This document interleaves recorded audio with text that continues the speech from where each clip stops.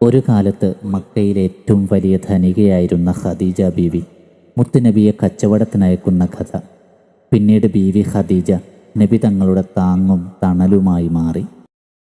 ഖാത്തിമുന്നബിയെ വിളിച്ച് കച്ചവടത്തിനയച്ച് കണ്ട നേരം കൽബിനുള്ളിൽ മോഹമോദിച്ച് കച്ചവടവും കഴിഞ്ഞ് മുത്ത് റസൂലുള്ള വന്ന് കല്യാണാലോചനക്കായി ബീവി തൂനിഞ്ഞ്